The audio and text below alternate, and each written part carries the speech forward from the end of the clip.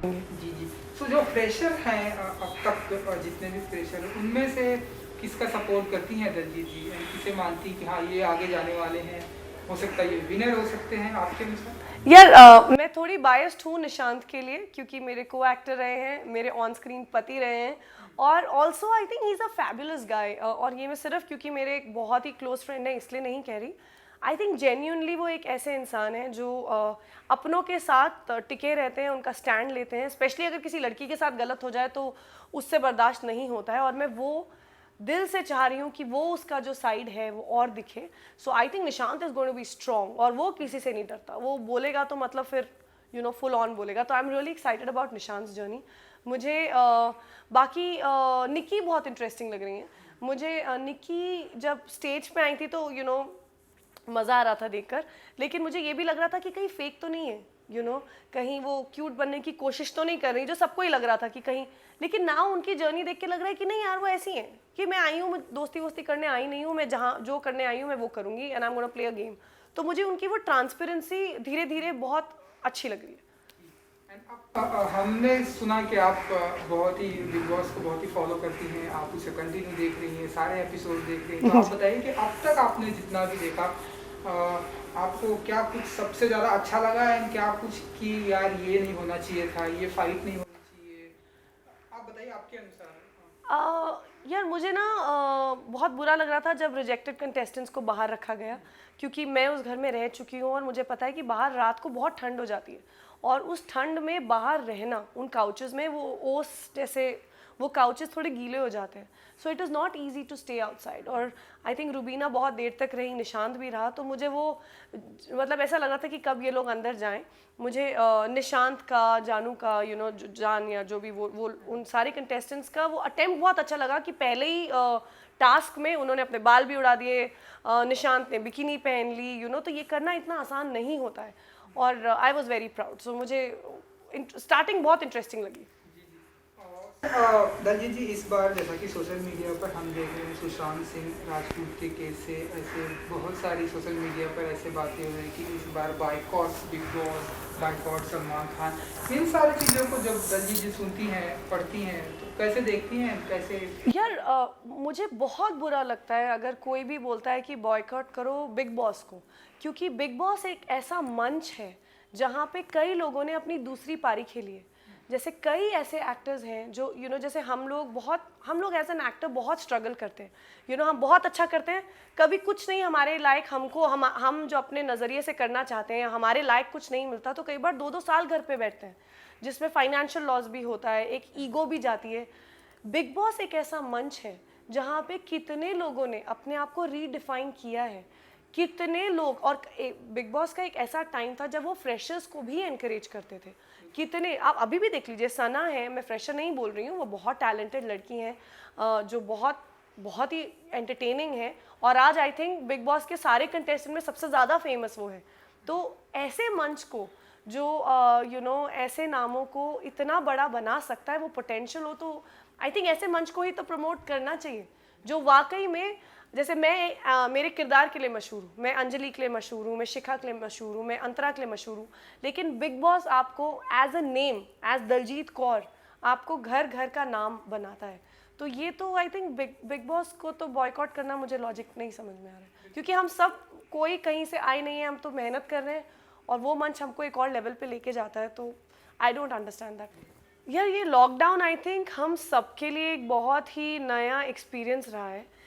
सबने एक चीज़ तो लॉकडाउन में सीख ली है कि सिर्फ एक इंसान के लिए खाना, पीना और ज़िंदा रहना is the only thing that is important. बड़ी सी बड़ी कारें नीचे रह गई, और द ओनली, आई थिंक सबको ना एक वर्थ लाइफ की और शायद ज़्यादा अच्छे से अहमियत समझ में आ गई। सो आई थिंक ये शायद भगवान का कोई वो था, पुश था, ह्यूमैनिटी को रियलाइज कराने के लिए कि उनकी वर्थ क्या है एक्चुअली में। और इसी चीज़ को आई थिंक फॉरवर्ड करते हुए आई थिंक एक स्पिरिचुअलिज्म थोड़ा ज़्यादा हो गया है। मैंने बहुत कुछ किया लॉकडाउन में, मैंने पेंटिंग में पहले भी करती थी, लेकिन मैंने बहुत भरपूर पेंटिंग्स बनाई।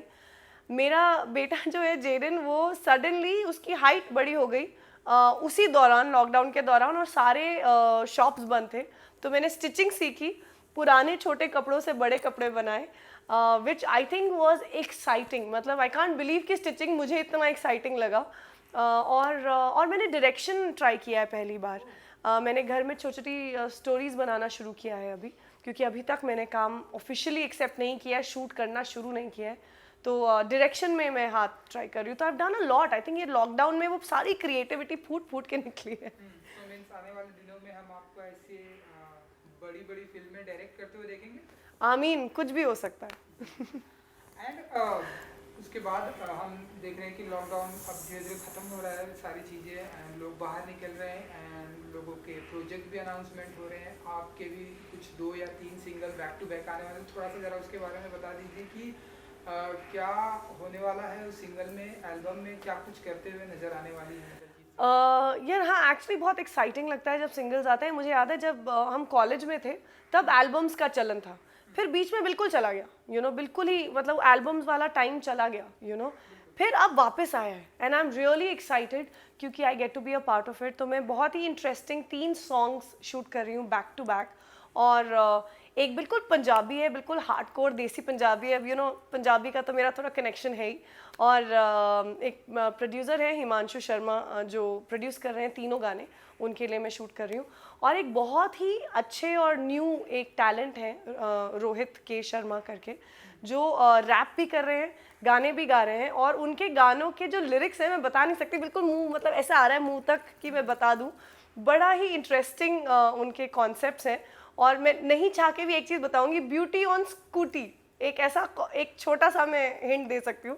और इतना क्यूट है वो पूरा, जो आप सुनते हैं ना तो मतलब वो सुनने के बाद लगता है एक बार और सुना दो, एक बार और सुना दो। और 2-3 और ऐसे सॉन्ग्स आ रहे हैं, हम लोग अलग अलग लोकेशंस पे शूट करने वाले हैं। So I am really excited about it. और कुछ और छोटे मोटे चीज़ें हैं जिसके लिए मुझे ऐसा लगता है कि लॉकडाउन के बाद जब काम करना शुरू करूँगी तो बहुत अलग एक ओपनिंग, क्योंकि अभी तक मैं डेली सोप करती आई थी और अब डेली सोप के अलावा मैं सब कर रही हूँ। तो इट्स क्वाइट एक्साइटिंग। जी जी, बातें करने से ऐसा लग रहा है कि बहुत ही इंटरेस्टिंग होने वाला है आपका सिंगल, जितना कुछ भी है जी। एंड हम देख रहे हैं कि साल का जो सबसे बड़ा कंट्रोवर्शियल शो होता है या हाईलाइट शो, टीआरपी वाला शो होता है बिग बॉस।